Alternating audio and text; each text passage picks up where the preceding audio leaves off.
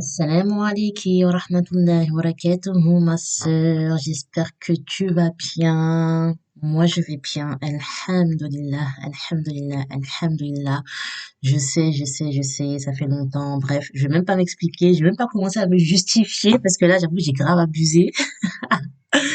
J'ai grave abusé. Mais voilà, comme tu le sais, comme j'avais expliqué un petit peu sur mes réseaux, ces derniers temps, voilà, j'ai eu une petite baisse de motivation, voilà, de la fatigue qui fait que j'étais pas trop en mode podcast. Mais c'est bon. Là, ça y est, ma sœur, Inch'Allah, c'est reparti jusque quand, je ne sais pas. Mais voilà, en tout cas, je suis de retour, hein, jusqu'à une période inconnue. Khair, Inch'Allah. Du coup, juste te préviens, ma sœur, il se peut que tu entends mon fils derrière parce que il est dans sa chambre, mais il dort pas encore. Parfois, il met un petit peu de temps à s'endormir, donc ça se peut que tu l'entendes un petit peu. Voilà. Et du coup, eh bien, on va continuer le rappel péché et repentir. Hein. Donc, dans l'épisode précédent, je te parlais des péchés de manière générale. Et aujourd'hui, dans cette deuxième partie, je vais te parler des conséquences des péchés. Je vais te parler de jusqu'où tes péchés peuvent te mener, de la conséquence qu'ils peuvent avoir ici-bas et dans l'au-delà, de qu'est-ce que le péché peut et va engendrer auprès de ton Seigneur.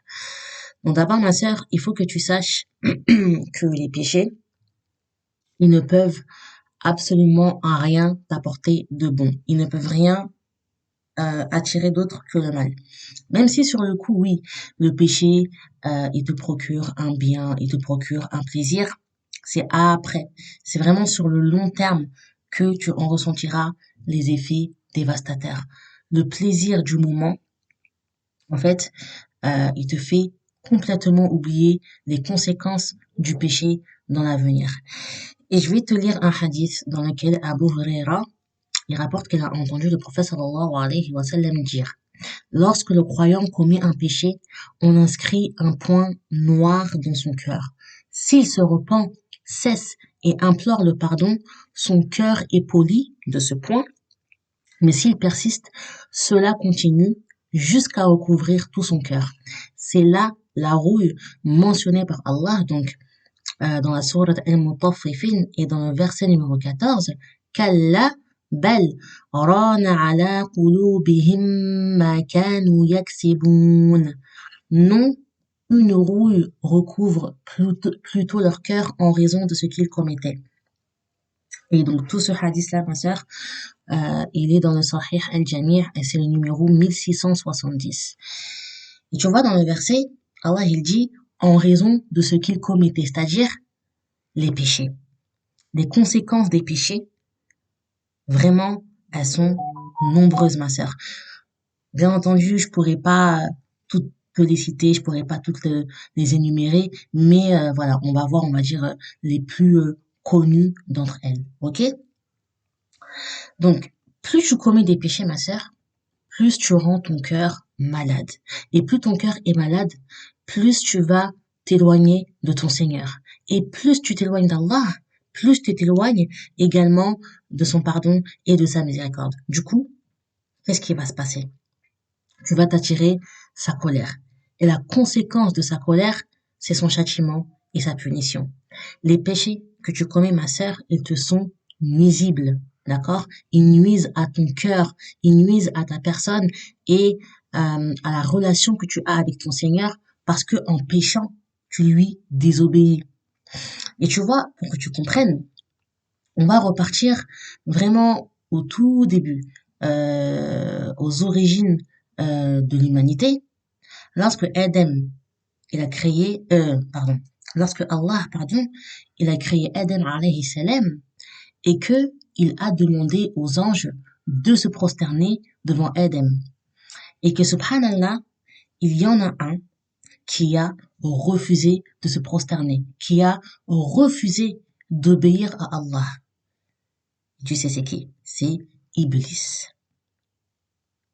Alors, est-ce que Iblis était un ange? Allahu a'lam, ma sœur. Mais en tout cas, il avait un haut rang auprès d'Allah et il faisait partie des créatures auxquelles Allah avait donné l'ordre de se prosterner devant Adam alayhi salam. Tout le monde a obéi. Tout le monde a obéi au Seigneur des mondes sauf Iblis. Il a osé. Il a osé désobéir à son Seigneur. Et pour justifier son refus, en fait, il considérait que Adam alayhi salam, il était moindre, qu'il était inférieur à lui parce que Adam, il était créé d'argile, alors que lui, Iblis, il était créé de feu. Donc par orgueil, tu vois. Par orgueil, c'était impossible, c'était inadmissible pour lui de s'incliner face à Adam alayhi salam. Par conséquent, Allah il l'a maudit. Allah il a maudit Iblis. Il l'a banni de sa miséricorde. Il l'a enlaidi. Il a fait de lui l'ennemi numéro un de l'humanité. Au point où, subhanallah, on demande à Allah de nous protéger de lui, de Shaitan, et de son mal. Tu vois, quand on dit A'udhu billahi minash shaitanir rajim, on cherche la protection auprès d'Allah contre Shaitan. Shaitan, c'est Iblis, hein, d'accord? Et Adam et Hawa, ils étaient au paradis. Ils étaient dans la demeure du bonheur, la demeure de la joie et des délices. Ils vivaient vraiment dans une jouissance, subhanallah. Ils avaient tout ce qu'ils désiraient, ils avaient tout à portée de main, ils avaient tout à disposition, ils étaient heureux. Et Allah, il leur avait donné juste une consigne, un ordre qui était de ne pas s'approcher d'un arbre. ولا تقربا هذه الشجرة فتكونا من الظالمين.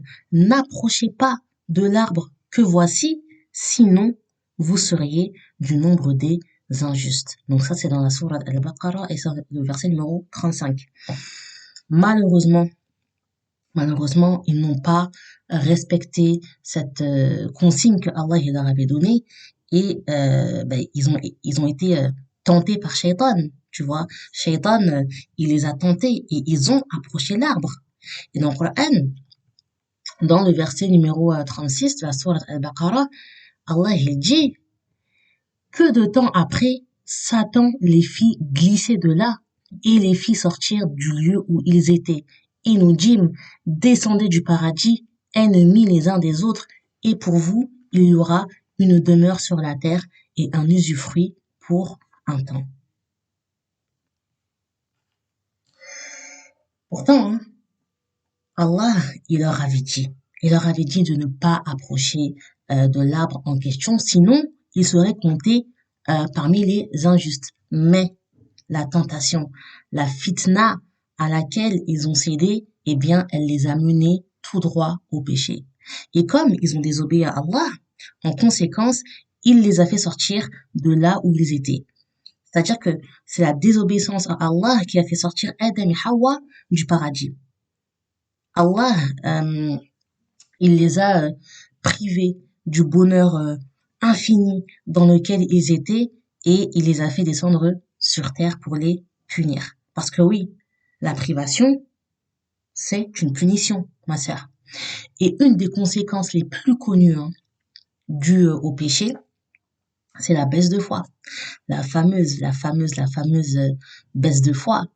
Et subhanallah, les péchés, en fait, ils vont faire diminuer ta foi et donc diminuer aussi ta pratique religieuse. Parce que, subhanallah, le degré de ta foi, ma sœur, il est en fonction de l'état de ton cœur et l'intensité de ta pratique religieuse, hein, elle est reliée à ton degré de foi.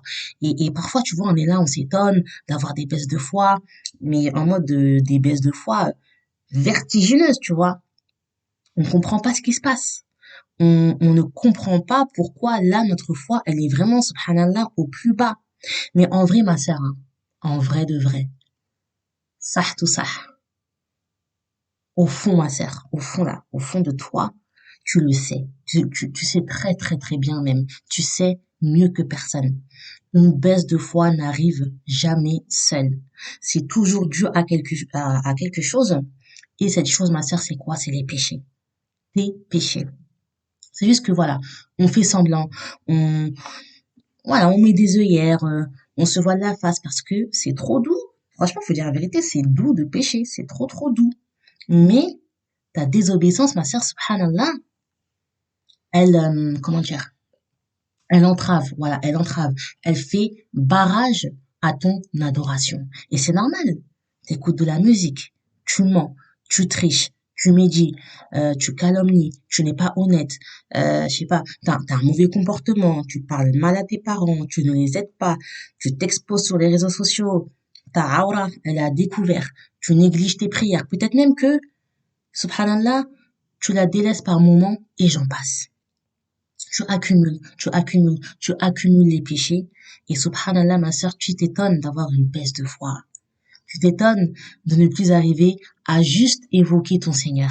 Tu t'étonnes de ne plus arriver à lire le Coran.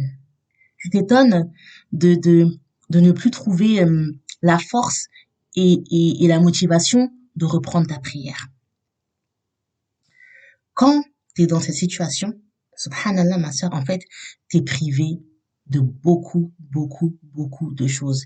Et comme je te l'ai dit tout à l'heure, la privation, c'est déjà une forme de punition.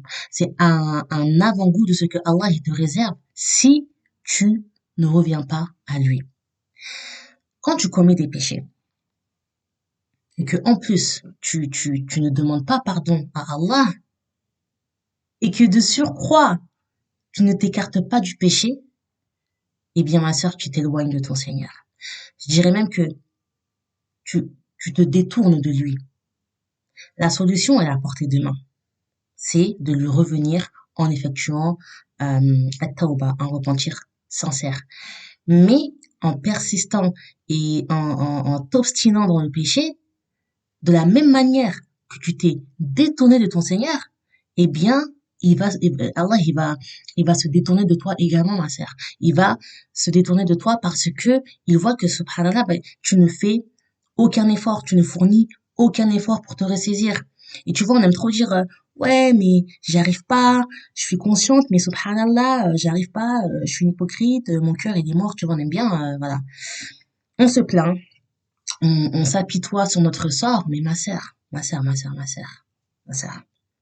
est-ce que t'as déjà réellement essayé de revenir à Allah? Est-ce que tu as vraiment fait des efforts vis-à-vis de lui? Est-ce que tu as délaissé ce qui t'éloigne de ton Seigneur? Enfin, je dis essayer, mais non, en vrai, je te parle pas d'essayer, ma sœur. Qu'est-ce que tu as mis en place? Qu'est-ce que tu as mis en place et qu'est-ce que tu as mis en œuvre pour faire repartir ta foi? Tu vois ce que je veux dire, ma sœur? Ne t'étonne pas de te sentir aussi loin de lui si tu ne fais rien pour t'en rapprocher.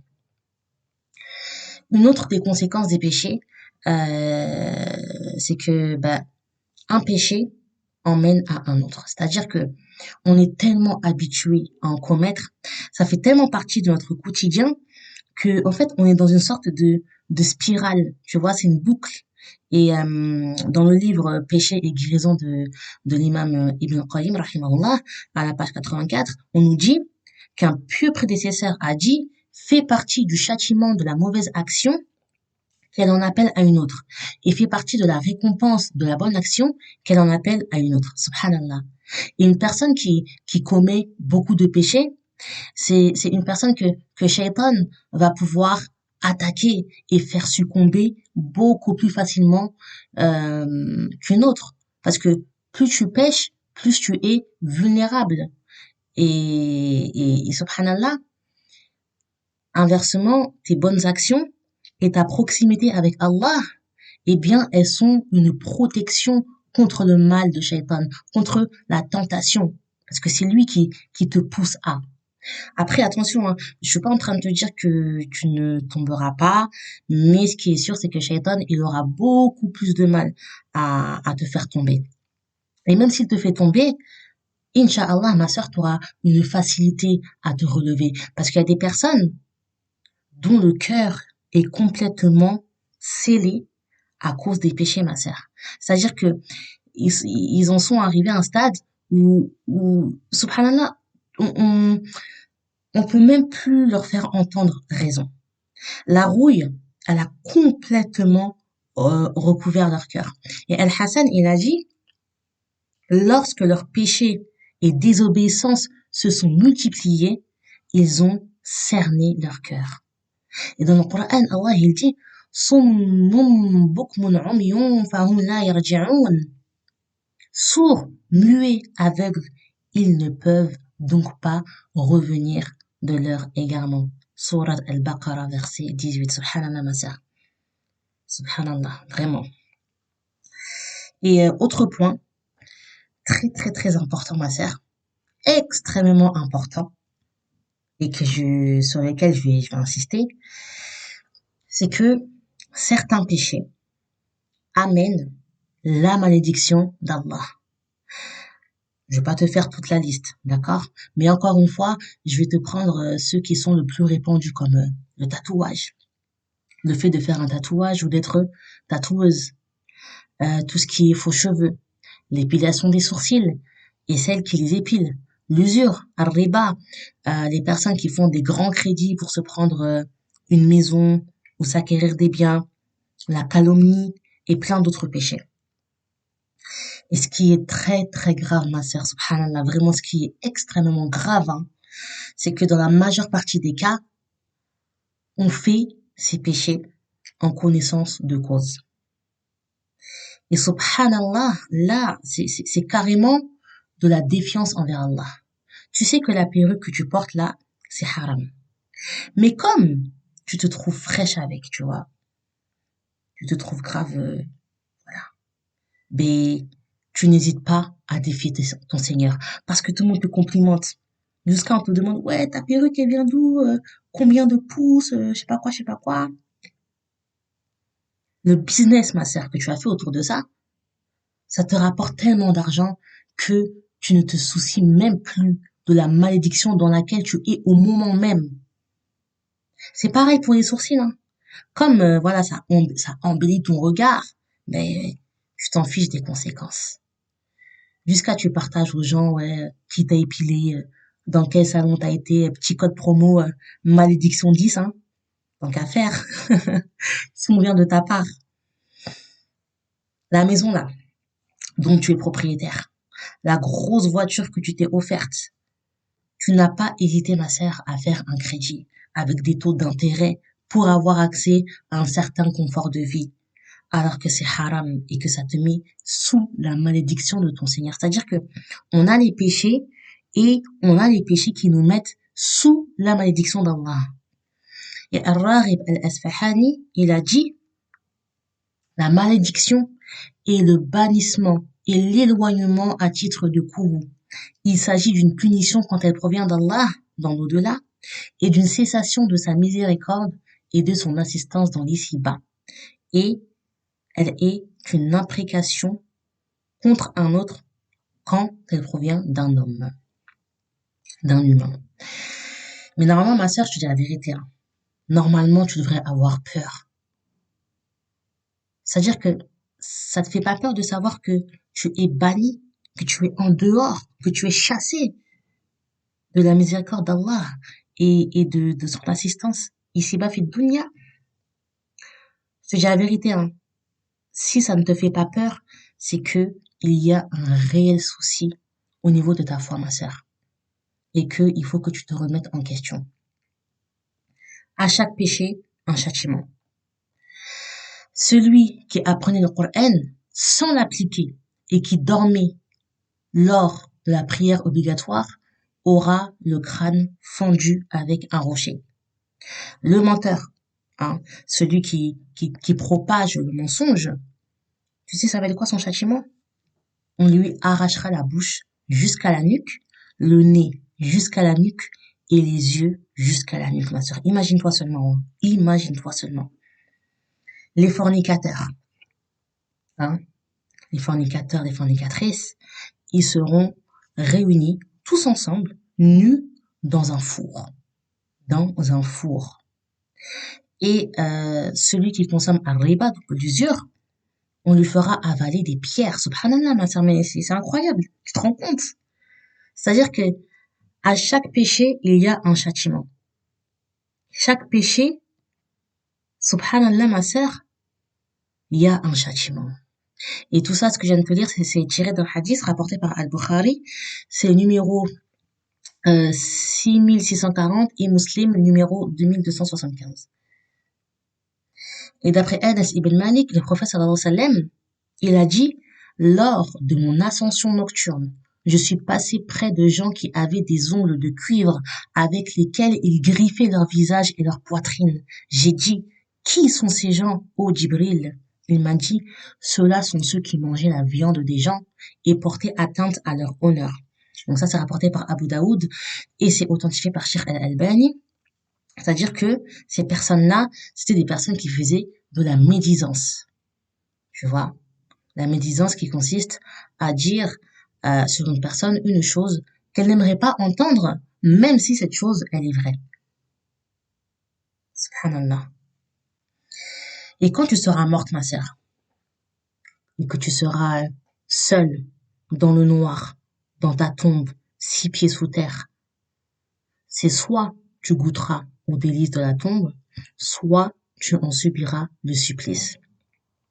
Et à cause de tes péchés, si tu n'as pas demandé pardon à Allah, tu seras châtié dans ta tombe. Ta tombe, elle se rétrécira au point où, subhanallah, tes côtes là, elles vont s'entrecroiser. Et ta tombe, elle sera une porte ouverte sur l'enfer. Le souffle de l'enfer, ma sœur, te brûlera dans ta tombe. Et tu regretteras. Parce que une des conséquences du péché aussi, c'est quoi? C'est le regret. Mais Allah, il t'avait donné le temps, ma sœur. Allah, il t'avait donné le temps de te repentir. Il t'avait donné la possibilité de lui demander pardon.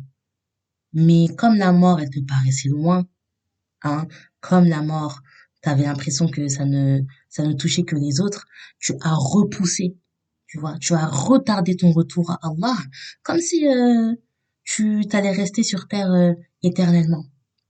Et les regrets, ma sœur, les regrets, ils seront encore plus grands quand Allah il te fera sortir de terre et qu'il te ressuscitera. Et tu diras, يقول يا ليتني قدمت لحياتي, si seulement j'avais œuvré pour ma vie future. Si seulement j'avais œuvré pour ma vie future. Il me semble que c'est dans la sourate Al-Fajr, mais je sais plus c'est quel verset exactement. Et subhanallah, ma sœur. Mais qu'est-ce qui t'avait empêché, ma sœur, de revenir à ton Seigneur quand tu le pouvais? Subhanallah. Les péchés que tu commets, ma sœur, ils dissipent les bienfaits et ils attisent les malheurs. Et comme je te le disais dans le podcast précédent, quand on est éprouvé, quand on a des problèmes, quand il nous arrive des galères, quand on fait face à des difficultés, on remet tout sur le dos du mal occulte. C'est la haine. Un tel, elle est jalouse de moi. Un tel m'a fait de la sorcellerie. C'est-à-dire que dans notre imaginaire, le mal qui nous touche, il ne peut pas provenir de nous-mêmes. Ça vient forcément de quelque chose ou de quelqu'un. Alors que, subhanallah, on passe notre temps à désobéir à notre Seigneur, mais c'est impossible que ce soit la conséquence de nos péchés. Alors que dans le Coran, Allah il dit, tout malheur qui vous atteint est dû à ce que vos mains ont acquis et il pardonne beaucoup. Surat Ash-Shura, verset 30. Franchement, ma sœur, entre toi et moi, tu penses vraiment qu'avec tous les péchés qu'on commet, il n'y aura pas de répercussions par la suite? Tant que tu persistes dans le péché, tant qu'il n'y a pas de changement dans ton comportement et dans tes agissements, le malheur, il continuera de te frapper, fort même. Et dans le Coran, dans Surat Al-Anfal et dans le verset numéro 53, Allah il dit, c'est qu'en effet, Allah ne modifie pas un bienfait dont il a gratifié un peuple avant que celui-ci change ce qui est en lui-même. Et Allah est audient et omniscient. Et en désobéissant à ton Seigneur, tu te prives, ma sœur, des choses qui te sont le plus essentielles à ta vie en tant que musulmane. Parce que tout simplement, tu te prives de la proximité avec ton Seigneur. Même l'exaucement de l'invocation, euh, il tardera à venir. Et il se peut même que Allah, il ne t'exauce jamais, ma sœur. Il se peut que Allah, il ne réponde jamais à ta demande tant que tu ne délaisses pas le péché. Imagine que tu n'accomplis plus ta prière ou que tu l'as fait, mais vas-y, en mode bancal. Comment, ma sœur, comment veux-tu et comment peux-tu invoquer Allah dans ces conditions?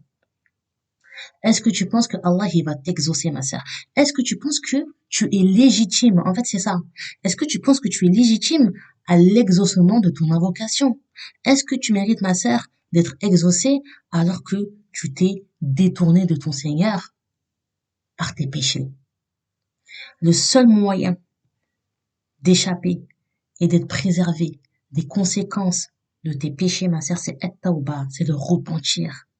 Ce n'est qu'en revenant à ton Seigneur, en lui demandant pardon, vraiment avec sincérité, en ayant des regrets et en ayant des remords, que Inch'Allah, tu pourras accéder à son pardon et à sa miséricorde.